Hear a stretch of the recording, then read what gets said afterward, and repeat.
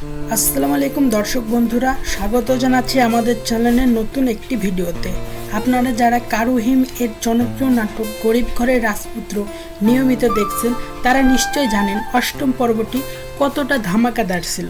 একদিকে সাব্বিরের বস রাতুলের ৩ কোটি টাকার জমি অনেক এক নিমিষেই কিনে নিয়েছে, আর অন্যদিকে অনেকের স্ত্রী মেঘলার সাথে অনেকের দ্বিতীয় স্ত্রীর এক অদ্ভুত বন্ধুত্বের সৃষ্টি হয়েছে।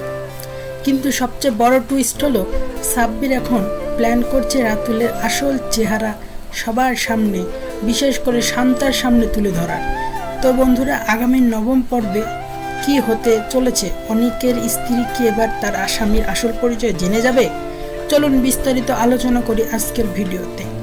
অষ্টম পর্বের শেষের দিকে আমরা দেখেছি অনিক তার লোক সাব্বিরকে একটি নতুন দায়িত্ব দিয়েছে। রাতুলের যে একটি গার্লফ্রেন্ড আছে যার নাম শান্তা, তাকে টার্গেট করেছে অনেক সাব্বিরকে নির্দেশ দিয়েছে শান্তার সাথে এমন কিছু করতে যারা রাতুল তার রাস্তার মধ্যে চরম ঝামেলা তৈরি হয়। আগামী পর্বে আমরা দেখতে পাবো সাব্বির শান্তাকে এমন কিছু প্রলোভন দেখাবে বা রাতুলের এমন কিছু সত্য শান্তার সামনে তুলে ধরবে যার ফলে শান্তা নিজে রাতুলকে ছেড়ে দেবে। আর তখনই রাতুল বুঝতে পারবে যে তার হাত থেকে জমি, গার্লফ্রেন্ড এবং সম্মান সব কিছু বেরিয়ে যাচ্ছে। তখন সে পাগল প্রায় হয়ে যাবে। আর এই পুরো গেমটার মাস্টার মাইন্ড হিসেবে পেছনে থেকে কল কাটিয়ে নেবে আমাদের অনিক। আগামী পর্বের সবচেয়ে বড় ক্লাইম্যাক্স হতে চলেছে বৃষ্টির বাসায়। অনিকের প্রথম স্ত্রী মেঘলার আগমন। বৃষ্টি মেঘলাকে তার বাসায় দাওয়াত দিয়েছে তার স্বামী অনিকের সাথে পরিচয় করিয়ে দেওয়ার জন্য। জাস্ট ইমাজিন করুন সিনটা।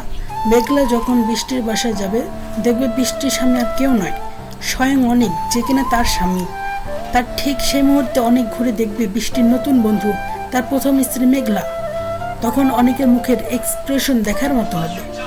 অন্যদিকে মেঘলার বাবা অনেক অসুস্থ। অষ্টম পর্বে আমরা দেখেছি মেঘলার বাবা মৃত্যুর সাথে লড়াই করেছে।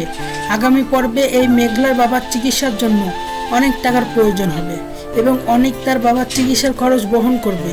কিন্তু প্রশ্ন হলো, অনেকের স্ত্রী বৃষ্টি কি তার স্বামীর আসল পরিচয় জানতে পারবে?